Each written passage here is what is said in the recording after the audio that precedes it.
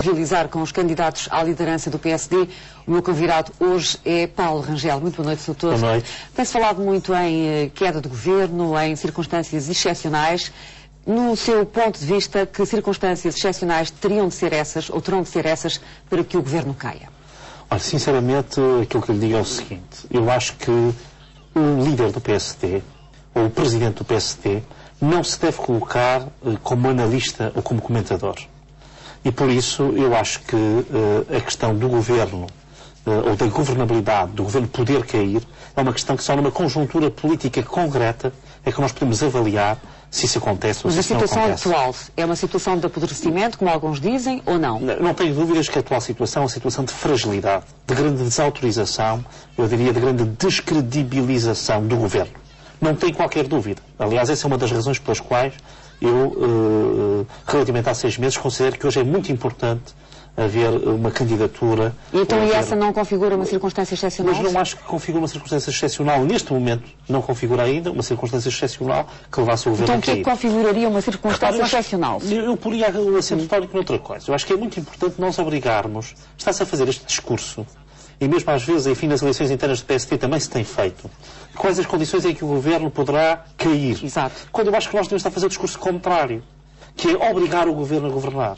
O que o governo está a procurar fazer, aquilo que ele tem procurado fazer, é encontrar desculpas para não governar.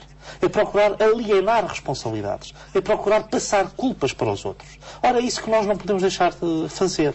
Nós temos que obrigar José Sócrates, que obrigar o governo a assumir a responsabilidade pela situação que ele próprio criou. Mas paralelamente, esse é que é o ponto. Mas paralelamente estão a acontecer coisas de alguma gravidade, ou que poderão traduzir cenários de alguma gravidade, nomeadamente a Comissão Parlamentar de Inquérito, ao Primeiro-Ministro. Ou seja, há factos, há acontecimentos que implicam uma tomada de posição por parte da futura liderança do PSD. Eu sempre fui a favor da Comissão Parlamentar de Inquérito. Aliás, disse-o logo no momento inicial, assim que o PSD começou primeiro com as audições na chamada Comissão de Ética e depois da Comissão Parlamentar de Inquérito, disse logo na altura que devíamos caminhar para uma Comissão Parlamentar de Inquérito e que essas audições deveriam servir para isso. E as conclusões por que poderão decorrer? Isso que eu acho é que nós temos que aguardar, porque as comissões parlamentares de inquérito nem sempre têm conclusões totalmente claras. Muitas vezes têm conclusões com muitas matices. Acha que esta comissão vai dar alguma coisa ou vai ficar tudo na mesma? Eu não sei, quer dizer, não faço antecipações. As comissões parlamentares de inquérito têm poderes iguais aos dos tribunais, ou praticamente iguais. E por isso eu não faço antecipações daquilo que será o seu julgamento final, ou a sua conclusão final. E é por isso que o seu todo dos 3 candidatos é o único que ou não fala em moções de censura, ou quando fala com uma certa moderação? Sim, eu não tenho falado em moções de censura, porque repare, talvez ao contrário de outros, eu não tenho complexos na oposição ao governo. Toda a gente sabe que a minha oposição sempre a fiz de uma forma firme e inabalável. E, portanto, fui sempre muito consequente na oposição ao governo. E por isso não tenho depois que lançar bombas atómicas, porque não há nenhuma cumplicidade, condescendência ou contemporização com o governo. E por isso, o que eu acho neste momento é que nós temos que obrigar o governo a assumir as suas responsabilidades. E como é que se obriga o governo a assumir as suas responsabilidades? Obriga-se o governo, por exemplo, a assumir as suas responsabilidades, alertando para esta fraude que o governo está a fazer, que é sujeitar o PEC a uma votação na Assembleia da República. Repare, no dia 25. No dia 25. O Plano de Estabilidade e Crescimento não tem de ser votado na Assembleia da República. Não precisa de qualquer votação. Não é um orçamento que precisa de votação. Mas isso não foi aprovado numa conferência de líderes em que o PSD votou a favor do dia 25? Estou a dizer qual é a minha posição. A minha posição nem sequer é a data. Eu vou mais longe do que a data. É a simples ideia de votação. Porque o Governo, ao sujeitar o Plano de Estabilidade e Crescimento a uma votação que não é necessária para nada, que não é indispensável, que não tem valor vinculativo, ao fazê-lo, está a tentar transferir responsabilidades para a oposição. O governo é que criou esta situação.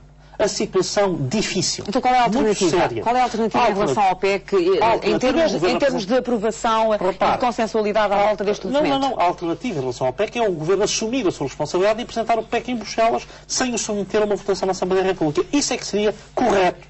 Porque isso é que daria a noção aos portugueses de que foi este governo que criou esta situação delicada, económica ou financeira em que nós nos encontramos. Esta situação de vigilância dos mercados internacionais resulta de 15 anos de políticas socialistas quase ininterruptos, de 95 até 2010, e resulta em particular de 5 anos de governo José Sócrates. 5 anos nos quais 4 anos e meio foram com maioria absoluta. Ora, nós chegamos a esta situação, isto deve-se apenas ao Partido Socialista. Seja como for, e por isso deve ser, deixe-me só dizer isto, deve ser o Partido Socialista a apresentar e a arcar com o encargo das soluções sozinho. E por isso, se o Governo tivesse coragem, se o Governo tivesse decência, aquilo que fazia era ele próprio assumir o plano de estabilidade e crescimento como um plano seu. Mas não sendo isso que vá acontecer, como é que o Sr. acha que a atual direção do PSD deve votar o PEC, deve pronunciar sobre o PEC? Eu vou dizer o seguinte, tal como o PEC está, neste momento, eu acho que ele precisa de algumas alterações profundas. E se essas alterações não tiverem lugar, eu pessoalmente acho que se deveria votar contra o PEC. E porquê? Porque isso não tem nenhuma consequência prática. Ao contrário do que aconteceu com o orçamento, se o PSD tivesse votado contra o orçamento, porventura, ele seria decisivo para o orçamento entrar ou não entrar em vigor, para poder ou não poder ser aprovado. Com o PEC é totalmente diferente. Esta votação é uma votação não vinculativa. Portanto, é uma votação desnecessária. Defende uma posição contra. Eu defendo uma posição contra, a não ser que haja alterações. Que alterações? Olha, uma das alterações que eu acho que era essencial no PEC era, desde logo, haver um adiamento de todas as grandes obras públicas e não apenas de algumas. Ou seja, designadamente do aeroporto, da terceira travessia sobre o Tejo, e mesmo devíamos pensar em que condições poderíamos adiar o TGV Lisboa-Madrid. Se há ou não há condições para isso, porque aí teríamos que ver quais são os compromissos já assumidos. Mas, em todo o caso, nós devíamos avançar para todas elas. Porque, repare, o aeroporto e a terceira travessia sobre o Tejo põem uma enorme pressão sobre o endividamento externo. Vão, aliás, aumentar este PEC que leva a um aumento da dívida externa. Em vez de levar à sua contenção e à sua diminuição, leva ao aumento. E com isso vai retirar crédito, vai retirar margem de manobra para apoiar a economia, para apoiar as pequenas e médias empresas, para apoiar as empresas que exportam ou que concorrem com as importações. E, portanto, se nós suspendíssemos todas as grandes obras, e não apenas aquelas que já estavam adiadas, porque já toda a gente sabia que o TGV Porto-Vigo estava adiado, já todos nós sabíamos que Lisboa-Porto não ia ser podido. Inclui nesse pacote o aeroporto e a linha Lisboa-Madrid? A linha Lisboa-Madrid e essa na medida em que seja possível, porque aí teremos que ver quais são as condições contratuais, e também a terceira travessia sobre o Tejo. Repare que, para além disso, eu acho que seria muito importante, já que estamos a falar num plano para a Europa, que se reafetassem os fundos que estão pensados para o TGV a projetos de investimento público de proximidade. Ou seja? Por exemplo, para a requalificação urbana. Eu não sei se as pessoas têm noção, quando estamos a falar das grandes obras públicas, que 100 km de autoestrada, daquela famigerada autoestrada que, aliás, continua a ir para a frente, apesar de alguns cortes nas vias rodoviárias, que é a terceira ligação Porto-Lisboa, a chamada autoestrada cor-de-rosa, 100 km dão para recuperar 30 mil prédios. Já reparou que 100 km de autoestrada dão para dar trabalho a uma empresa ou duas, e a recuperação de 30 mil prédios nos centros urbanos, nessas cidades pelo país, significaria dar trabalho a centenas, se não a milhares de empresas, criar emprego, criar dinamismo económico, criar mais valias. Já ponto de vista. Dr. Paulo Rangel, recoloquemos a nossa entrevista na questão interna do PSD.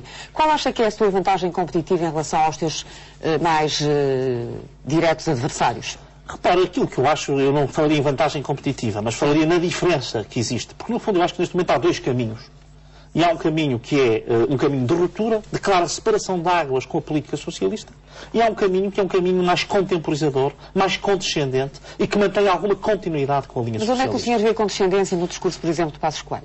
Eu não vejo alguma... Olha, já vi condescendência em várias matérias. Vi, por exemplo, ter a visão que tem o Governo Socialista quanto às finanças regionais exatamente a mesma. Nomeadamente numa altura em que o Governo Socialista andou a fazer ameaças de que se demitia. E, portanto, veio aqui dar-se apoio a uma espécie de chantagem. Mas ele tem sido mais aguerrido dos três candidatos relativamente à queda do Governo. O mais breve possível.